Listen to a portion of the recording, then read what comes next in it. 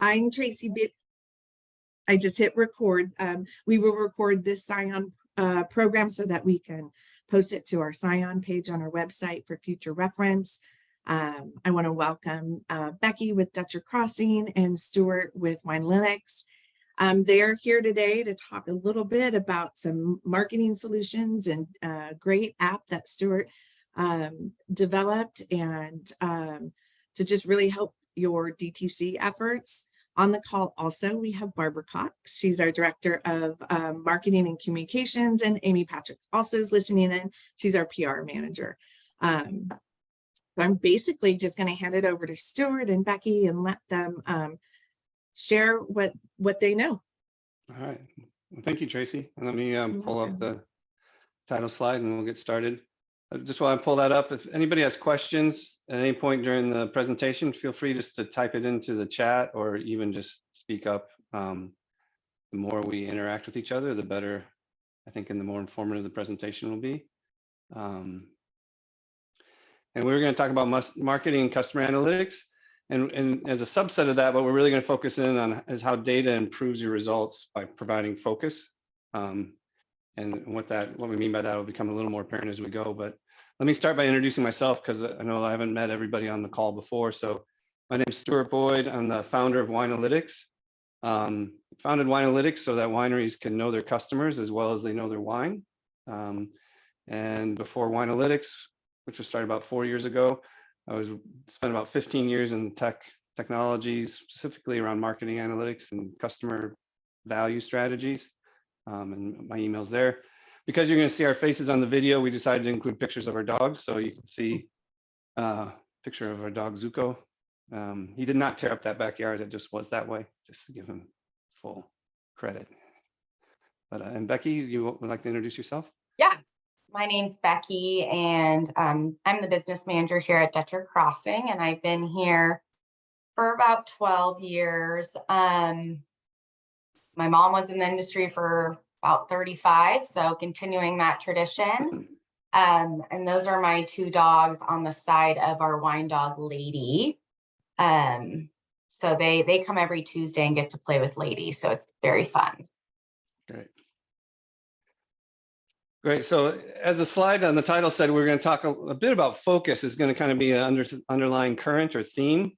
And the reason focus is so important is because I'm sure everybody on the call realizes they never have enough time, right? So it's important that you get your focus on the best ideas, because otherwise there's an opportunity cost. You're not getting everything that you could from your team and from your efforts. If you're not focusing on if you're focusing on the fourth best idea, that's not as important. It's not as valuable as focusing on the number one idea. The other thing focus will do for you is it'll create intention. And this is going to be this could be a whole nother presentation, but just quickly, the intention is important because if you start to act with an expected outcome, then you can start to learn, because you'll see if you exceed, meet, or fall short of that outcome. And that will allow you then to say, okay, why didn't I reach it? Or why did I exceed it? There's something there I can do more of next time. And you don't want to just be turning the crank and doing the same thing you did the year before, right? And just acting like robotically. And then the other thing focus will provide is it'll provide greater impact, because everybody's got a smaller team than they'd like, and they don't get to do everything they'd like. If you can focus in on an opportunity, it'll actually give you a better result. So a simple example of that in marketing is personalization, right? You may have an email idea go out to say, oh, we've got new vintages are released. But if you can break it down and be like, okay, we have a Chardonnay and we have a Cabernet and we have a Zinfandel, and you can say, Susan, we're happy to announce that our new Chardonnay is out, and you know that Susan's bought Chardonnay the last 3 years, that's going to give you a better result, right? If you say, hey, Luther, our new Zinfandel is out, and we know that you bought that before, and you're going to get a better result. So as you use the data, it generally will provide more focus, and we'll walk through how. And you'll actually find that you're getting more done, even though you may be working with smaller segments, so you can still get that full coverage. But I was going to say, I guess as background, Becky and I have been working together for a few years now, but even when we were just starting out, did you notice any change in how your team behaved or worked once you started looking at the data more and working with it? Yeah, I mean, for us, we're smaller. We don't have like an inside business analytical person, and you can only run so many reports on the POS systems that we have.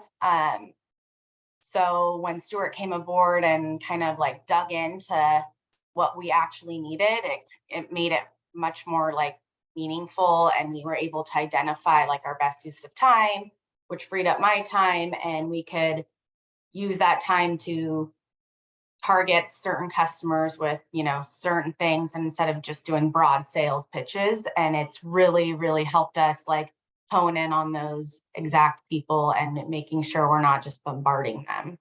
Okay. Great. Yeah, so for the next 20 minutes or so, what we're going to do is we'll talk more about how we did that and use a specific example of work that was done at Dutcher Crossing, how to apply this sort of framework and philosophy. I will say everything we're going to talk about today is actually platform technology or vendor agnostic. So hopefully you could actually take something from today's call and apply it immediately if you had that time that we talked about earlier being constrained. But there really isn't any barrier between you and your team starting to put some of this into practice as soon as you get the opportunity. So working with the data. So the first thing I'll say before we dive into this is when you start working with data, you won't be doing the same thing every time, right? It's going to change based on the circumstance and what you're trying to accomplish. And I think that's important because people talk about, oh, we're going to do a data transformation, or we're going to be a data-driven organization, as if it's like a recipe or a cookbook that they follow for every decision they make. And that's a big mistake. You'll find that the information that you want, where you find it and how you use it is going to constantly be changing. And it's important to remain nimble and agile in that sense.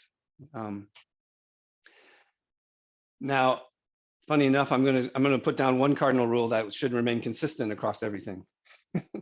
So the one thing you should do, or I'd recommend you do, is always start with a perspective of what you're trying to solve, influence, or change. Okay.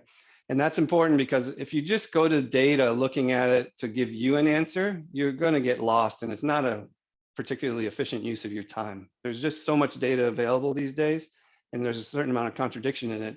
If you don't have a perspective or a question going into it, you can lose time just exploring. What we're going to talk about today is how to use that data so you can make better decisions on a weekly and monthly basis. That exploration where you go look at the data with an open mind may happen biannually or once a year, or if you're particularly sophisticated and you've got an operation set up, maybe quarterly. But generally, and what we're going to talk about today is how you can apply data to do a better job and be more efficient and actually make better decisions. Also, having that perspective of what you want to solve will help you decide what data you need. And related to that is how much you should invest in trying to get that data. And we'll talk about that more on the coming slides. But really what we want to do is use the data and the practice to help your organization, your winery, to keep moving forward and not get bogged down. So the next question is, what information do you need? This is sort of an information funnel, so to speak, but I think it's a useful framework from broad data like market trends down to more narrow trends, which are direct to consumer, which is what we'll focus on today. Using e-com or e-commerce platform here as a delineation of your first party data. So that could also include marketing and other information that you generate as an organization. And then BI is business intelligence, which is basically just working with your first party data through other tools than the platform that gave it. So that could be using Excel after you did a CSV export, or using Tableau to do a data visualization. But that's what we mean by BI in that case. In general, if you're looking at a decision that's going to change your investment or your strategy, you want to get down to the e-commerce or the BI level. Okay, you need to look at your first party data to validate the decision before you make a strategic change or an investment of your resources.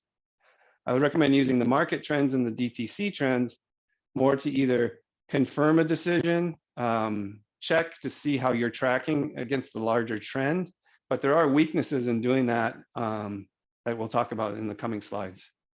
One interesting thing that I didn't put on here, I guess, is using peers and your fellow professionals in the wine industry. I guess, Becky, do you find that do you have like a circle of friends, or do you more, it's more happenstance at at industry events that you end up talking with people, or how does that feed into your Yeah, decisions? I think a little bit of everything. You know, for us, we are like a medium boutique.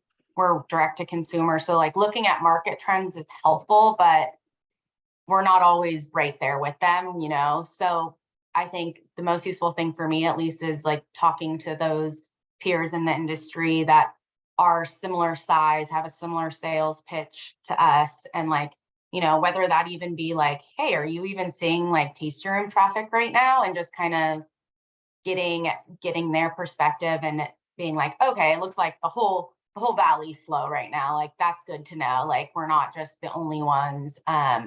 So I think peers, and like, I think Sonoma County Vintners does a great job at that. Like when you guys do your sort of like happy hours and things, like that's the perfect time to be talking to those people that are in it, instead of just kind of looking at that big broad like market trend. Yeah. So now we'll get to the more interesting part. So I would say those are sort of the two foundations that we'll use to kind of go through this process. And we'll walk through sort of quote unquote the case study, but the example of how we use that sort of framework with Dutcher Crossing to make not only a strategic decision, but also a marketing decision. And that should help you see sort of how to go, and also some anecdotes about how we work at those different levels. So I guess heading into it, it's a little ways ago now, about 7 months, but Becky, do you remember some of the concerns you had heading into 2023 when we started working, and the problems we were trying to sort through? Yeah. Well, I think 2023, like all of us are like trying to get out of that whole COVID bubble and trying to kind of get used to what the new industry standard is. So we knew that going into 2023, there was going to be some economy issues, inflation, you know, some recession fears. And we really wanted to like rebalance everything out. And after the lockdown, then you kind of look at, oh, well, then we had the fires and that kind of affects our supply chain. So understanding kind of like what we had in the beginning of 2023, what was going to happen in terms of like what wines we would or wouldn't have because of those fires, and being able to market accordingly.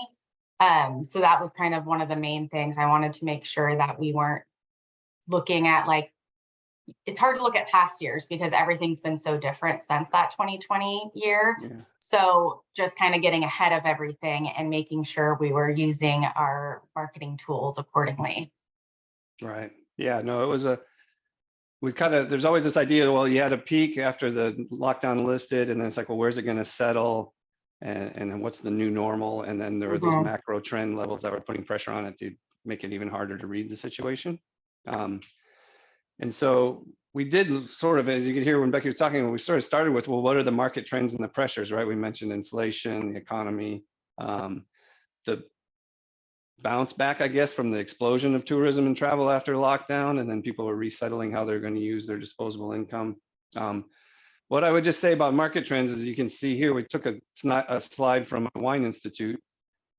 It's great to watch this, but especially if you're looking at DTC, it's hard to really make a strategic decision against it, right? So it is a very general macro level trend for a DTC operation, because it includes all the 3-tier sales in there, which is going to be a huge volume of it. It's including a wide range of wineries as well, right? From $5 to $100, $200. Constellation maybe skewing the data based on a strategic decision they made. So again, just be cautious if you're going to try to make a decision based off of this, but it's certainly something to watch. The good news is you can get a lot of it for free. And then if you want to go deeper into a particular industry or market trend, you can actually pay services to get those aggregates and look at it in more detail, whether that's Nielsen or BW166 or other sources. So, but I think most of the people on the call today are going to be interested in DTC. And this slide right here really highlights what we're talking about with some of the strengths and weaknesses of this aggregated data, right? So this is a recent report from Solo Ship Compliant and Wine Business Analytics. And you can see at the top, it's saying, oh, well, volume for DTC is down 7%, value slips 2%. But in the article it comes from, it actually says volumes dropped 9% and value slipped 3% for California. So just within the article, you realize, well, if I'm making a decision as somebody from Sonoma, the headline graphic is a little bit off from what I'm seeing. The other thing that's obscured by the data, and you can see in the value gains graphic below, is it changes wildly based on the geographic area you're in. And even within California, it changes because Central Coast is up 1% in value gain, but the state as a whole is down 3%. So again, it just shows as you're using these broader data sets, just be careful about making a big investment decision based on it, because your situation may not be represented by the whole data, right? It's blending a lot of information together, and how much of your peer group is represented in that information is hard to tell. But I think the overall note when we looked at the market trends and we looked at DTC trends is that it might be a bumpy year for DTC. So I guess, Becky, is there anything, I know I kind of covered that, but is there anything you'd add as far as sort of what the anxiety or the intuition was about what to expect for 2023? Yeah, I think kind of just still going off of that, we wanted to make sure we could like stabilize everything in 2023 and then go fresh for 2024 and get back to more of like a normal trend. So I think, with Stuart's help, we've been doing that and just making sure like, hey, we can't look at what our 2020, even our 2020 sales were, because this is a whole different dynamic now. So just getting back like, okay, well, we've, it's been 3 years now since that COVID bubble burst. So can we stabilize it for 2024 and kind of come up from there? Yeah. So now we'll get to first party data, right? And e-commerce platforms listed a few of the logos to the right. Depending which one you use, you'll have varying powers of reporting, but they all have some reporting on there, right? So this is a great place to start. You may see a signal from those other 2 layers of where you want to look, and then try to run some reporting on your e-commerce platform to narrow down the focus.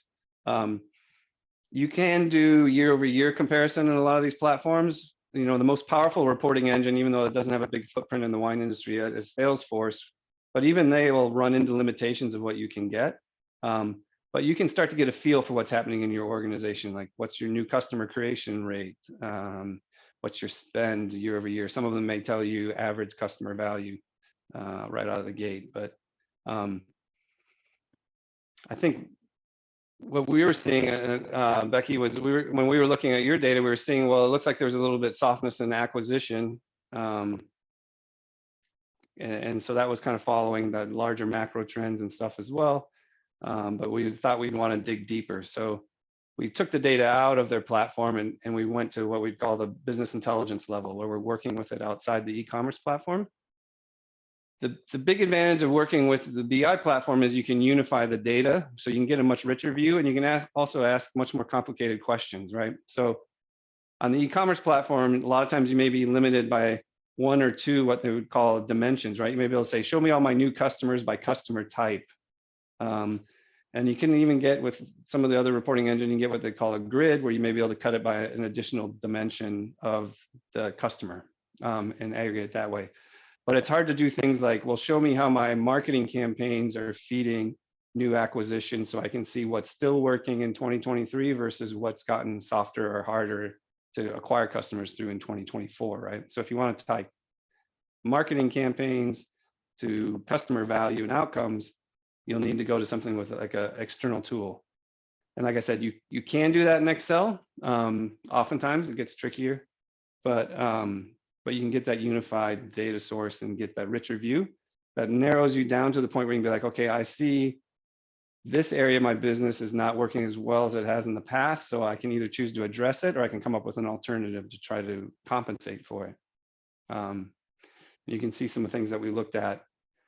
In our case, we looked at days to second purchase, new general consumer retention, because we're interested in general consumers, because we thought that they were vulnerable in 2023 due to those broad market trends. And then we were tracking lifetime value to see if it was shifting due to long-term customer attrition. But after doing, and then we also did, I should mention, you see that histogram, artistic rendition of a histogram. We were looking at days to second purchase broken up into 30-day chunks so we could see what the buying pattern was. That's a perfect example of something that would be hard to get out of your e-commerce platform. So, but that, hopefully that gives you some taste of what the benefit of spending the extra time on the BI level is. And out of that, not to mention that if you can do, maybe you can do it all in Excel, but who has the internal resource to actually sit down and do that? I mean, for us, we have one in Excel guru and she's busy being the accountant. So we don't have the time to sit down and try to get there. So that's kind of where Stuart came in and helped me like narrow it down. And then that's where we came up with this strategy that I was like, oh, I couldn't just find that in my POS system. Yeah, I could find like people aren't buying like they used to, but really just honing in on the details is just so critical. Yeah, so great segue, Becky. So what was the decision that we came up with? Yeah. So we actually, we wanted to refresh like our whole strategy. We're not big into emails. We don't want to flood people's emails. So the less emails, the better, but we knew we needed to do a little refresh. So using Stuart's data, we came up with like a cadence, a 90-day cadence, and it was super low cost. Obviously, you just set it, you forget it. And it's just going with that ongoing reward. It fit our brand the best because we're not overdoing it with the email blast to like our whole system. We're just picking and choosing who we're going to. And then it really served really well because it showed that people were opening that first email and they still were opening the second. And even off that first email, they're like, oh yeah, I forgot about Dutcher Crossing. Like I should buy again. And then those people go into a different category and they get a different email. So it was a very hands-off approach that was really easy and streamlined. Yeah, and I was really happy that collaboratively we came up with that decision, because the one thing I'd call out that may be a good lesson to just kind of use in your own work is, rather than trying to go directly into the headwind of customer acquisition, we decided to do something that would lift the value of the customers we did acquire. So we didn't go into the friction area. We actually found a strength that we thought we could build on instead and offset or mitigate the weakness. And I think that's an important, sometimes people want to go straight at the problem, but oftentimes you may be better served by coming up with something that basically offsets the problem.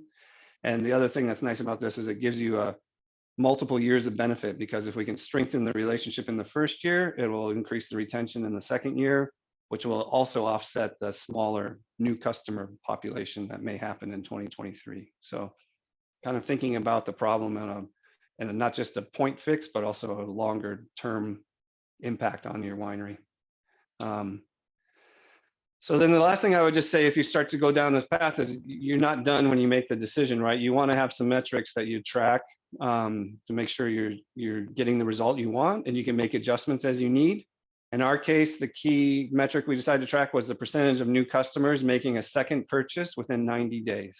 So again, you're going to be hard pressed to get that sort of a run rate or a trend analysis out of an e-commerce platform. And that's where you may need to take it out into an Excel or a data visualization tool or something more powerful that can work with the data and actually process it.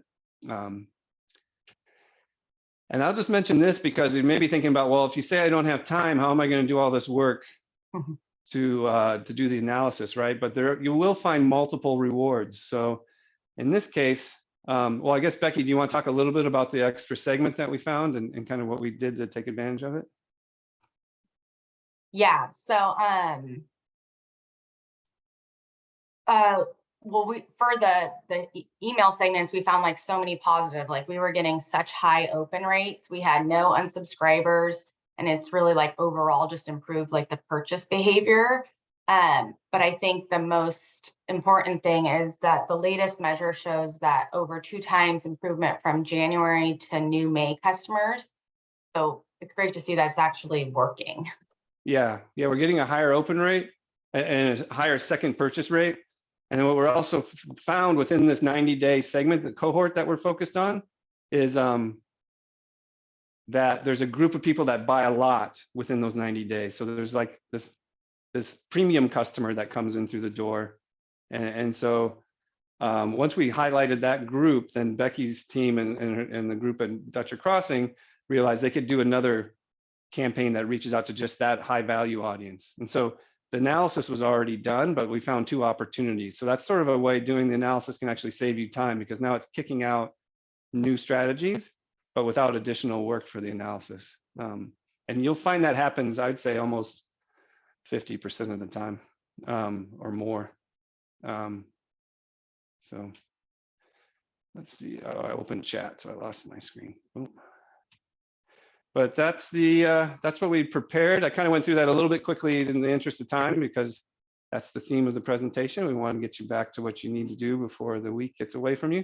But happy to answer any questions, or stay on. If there's things we didn't touch on that you had questions that you're hoping we'd answer, happy to address those as well. I'll say one other thing. I think another really great benefit, something that we've worked on for the past couple of years, is turning like our really high value general consumers into club members. We're, 98% direct to consumer club. And so we started targeting these customers that consistently bought, consistently shipped to themselves. And then we would reach out and be like, hey, you can be in our club. You're going to get all this wine that you're buying already discounted. We're doing $5 shipping for club members, kind of a no-brainer. And that kind of is where it came into like, and that would be our wine club manager, like doing more of a personal touch, which matches our brand. And then most people were like, oh, okay, yeah, that makes sense. I mean, we already love your wine, so why wouldn't we do that? And just like giving them like that little push that they need to get into the club. Yeah, no, that's been effective and fun to see how that's the response you've gotten from that one. Or if like they were buying, let's say they were someone was just consistently buying like cases of Chardonnay. Be like, oh, did you know we have an all whites club? And that's mostly Chardonnay, and just kind of targeting those people more specifically. Right. Okay. I have a question for Becky. Becky, you did that via phone? We did that one we did via email, but we have done some phones. We've done way more like personal touch, like handwritten stuff, which has been really great because that goes, with our brand. And I think people like that. Obviously, it's a little bit more personal than the emails, but again, like you're not going to just sit there and write handwritten cards to all of your customers. So when Stuart can narrow down those people and the specific things, like it means that much more. It's like, oh, they actually know the details of my buying history, and I'm actually not just a number. So that's been super helpful for us. We've implemented a couple of those as well. Yeah, and it Great, looks like there's thanks. a couple questions in the chat I'm trying to catch up on. I think, is it Bree, about the people being on your list and kind of going dormant or no longer being relevant? Is that sort of the root of that question of like, how do you clean your list? Yes. Yeah, so that's a great question, because a lot of people don't do it, and it can have a big impact on your open rate if they're actively used in your email segmentation. So you do want to clean your list so that you get a higher positioning in people's inboxes. Better. I guess my question was more surrounding, rather than scrubbing the list yourself, taking the opportunity to almost either have them re-engage or force them out by doing some sort of campaign, as opposed to just deleting people from your list based on their score. Yeah. So what I've seen work effectively there is you can actually segment them off into a not an opt-out list, but it's like a cold. A lot of times people call it cold or cool. You may have stages depending on how much you invest in it. Right. And you may only include them once a year or twice a year and see if you can wake them back up. So that's one thing I've seen people do that helps them improve the quality of their active list without losing the contact. The other thing you can do is you can try 2 campaigns and basically try to reintroduce yourself, which, to be honest, it's the friendlier way to do it, but it doesn't always work well. The other one is because it's just a soft ask, right? the one that you may get a better response from, but it's a little more aggressive. So it depends how it fits with your brand, is you can do sort of a fear of missing out approach and say, we want to, we're happy you're on our list, but we want to make sure you're still interested in getting the email. You may have seen that from some bigger brand. They'll do that sometimes. Or it's like, are you still interested in this information? And basically ask them to opt back in. You'll end up calling a lot more people out that way because a lot of them are dormant users, but at least, but you may get people back more too. It's kind of a dichotomy. You'll get more responses, but you'll also you'll lose people. And from your standpoint, would you say it's better to, like, we're an allocation model, so we don't have an open store. Would you say it would be more beneficial to send that out prior to a sales ask or during? I would do it prior so that your Prior to. list is strong when you do the sales ask.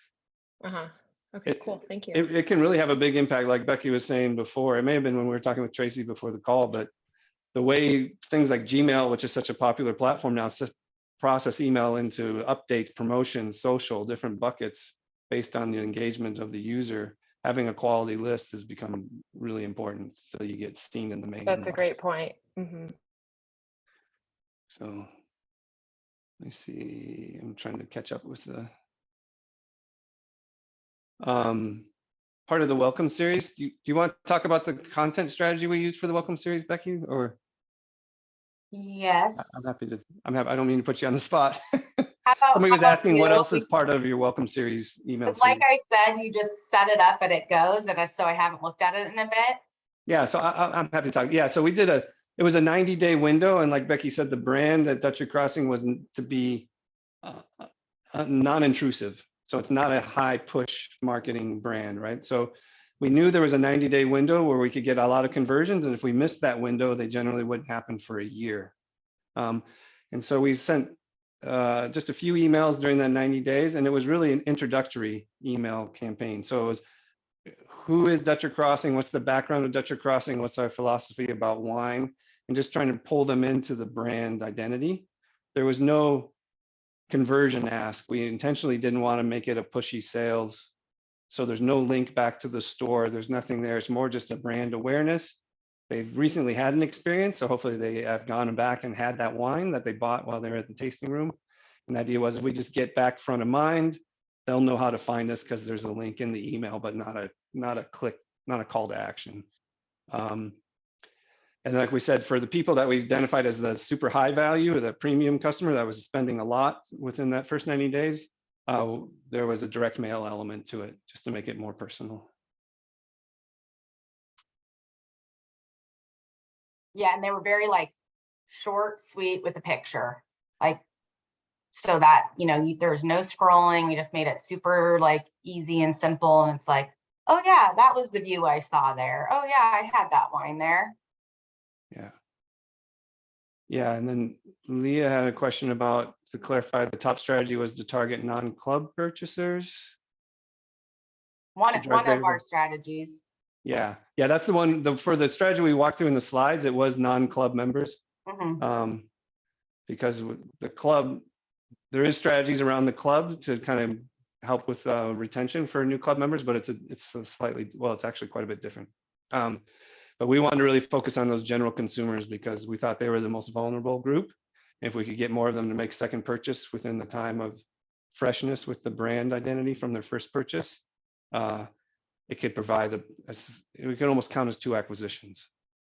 Yeah, and I'm really like, I feel like any goal you have sales wise or, you know, marketing wise, like Stuart can help. So like one of ours is retaining our club members. Like we see a drop off after X amount of months in this club, and how can we get them to stay, like, and coming up with those ideas. So this was just like a very small example. We do a lot with the club members, obviously, since we are just direct to consumer. Yeah. Yeah, I know that I think everybody that was on the call has a club element at their winery from what I looked at before. So I would just say that's another area where if you think about that narrowing down and drilling down, look at your clubs independent of one another as well, because I think a lot of people that, you know, you may have tiers of 6, 12 number of bottles they get per year. You may have different dollar amounts and shipment rates, which then influence the type of club member you have, whether geographically or age-wise.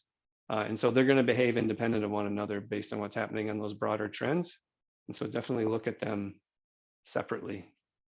And getting people in the right club, because you know, some people come to the winery and they're drinking and they sign up and maybe they're, you know, they live in Texas, so why are we giving them a summer shipment type of thing, and making sure we can put those people in the specific club based on, you know, weather or where they live or if they can come to parties, etc. Yeah, clubs could be a afternoon seminar. But that's an area where I think the BI can really pay off as a result, right? Because the data set is rich, they're high value. It's definitely worth spending time, whether you do it yourself or through a partner, because it can really swing your results. And there's a rich data set to work against. So yeah, the other BI tool. So yeah, let me talk about that a little bit. So Excel is a good way if you get the data out as a CSV file. You can do a fair amount in Excel, but it can get complicated. But normally you can find something online that will help walk you through it if you're comfortable in Excel. And so that's to kind of like manipulate the data, so to speak. Or you can even do a little bit of combining data from different data sources. But I think the other tool I mentioned was Tableau. That's a data visualization tool, which is really helpful. Then it can take an Excel file and it can show you trends as line charts, pie charts, bar charts, basically any visualization that you've seen before as a data chart, it can do for you. And it's really good at trend analysis, but there's other ones that fit that category. So Tableau is definitely something you have to license and spend a little bit of money on. Google has a free version of a tool called, it's now called Looker Data Studio. It used to be called Google Data Studio. It's a little bit harder to use, but you don't pay for it. And it can also work against Excel or Google Sheets. And then Power BI is a common tool that people use for data visualization that sits in between those two in terms of cost. And it's a Microsoft product. So if you're a Microsoft shop, there might be some advantages to using that. But personally, if you got a little bit of budget, I would recommend Tableau for a variety of reasons, and happy to talk more about that. Yeah, and just for like the other, the wine industry people like looking to get those sort of buying trends and all of that. Stuart's great. You can pick his brain and he'll go on and on for hours about that. And, you know, you give him a little bit of your data set and he can really turn that into something and show you how to do things. And I can't recommend him enough for that. Well, thank you. Now I'm going to turn. He didn't tell me to say that either. Do we have any other questions? There's a question about service rates.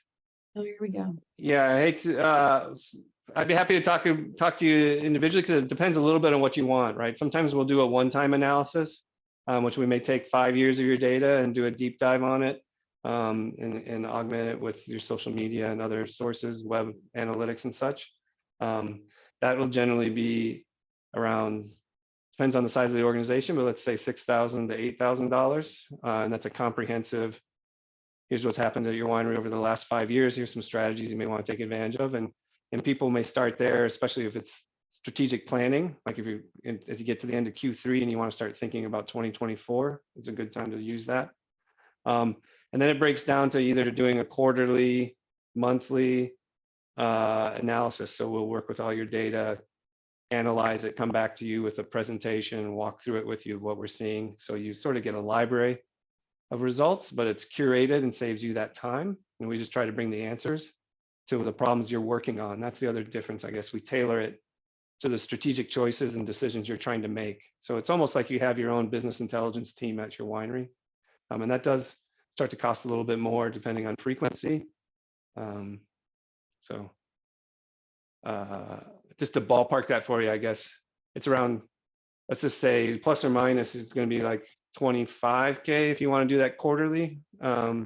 And then it's more if you want to do it monthly, depending on how frequent and how much time you have to spend with us.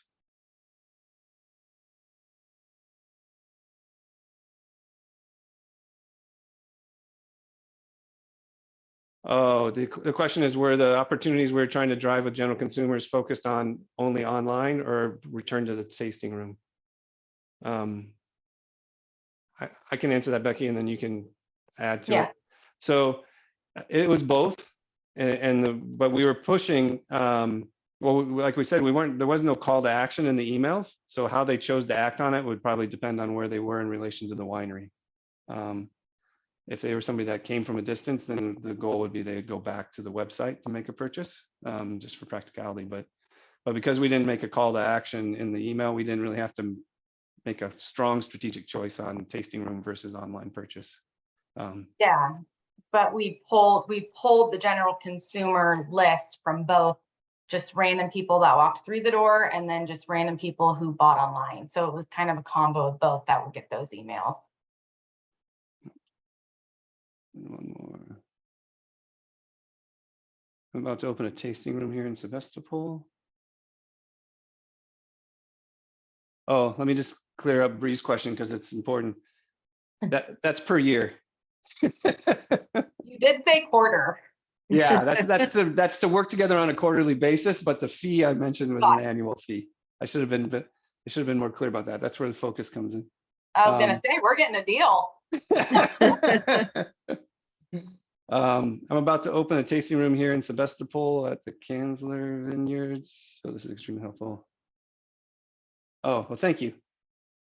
I was reading that out loud, waiting for the question, but thank you for the feedback. Yeah, and I'm happy to chat with anyone if you have additional questions about like working with Winealytics or anything like that. Yeah. Great. Thank you. I will also follow up individually with everybody and CC Stuart and Becky so you have their email directly. I think this is great stuff. I mean, Oh, Stuart, what you're providing our wineries is a really micro look at data, but it doesn't help them if they don't know what to do with it.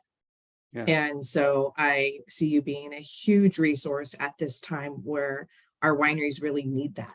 You know, to Becky's point earlier, everything is different about this industry post-COVID, post-fires.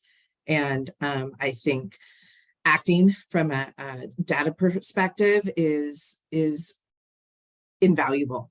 So you're really offering a great tool and resource to our members. And I thank you so much for sharing that with us today, and Becky for you being here and being able to add to the presentation. And if anybody else has any questions, we can answer those. If not, then we can conclude for today. All right. Well, and thank you, Becky, for taking time to join on the call. I really appreciate it. And Tracy for helping organize it and giving me the opportunity to talk to everybody. Absolutely. Absolutely. Well, everybody enjoy their day, and I'll follow up with you today with that email. All right. Thank you. Thanks, Tracy. Thank you.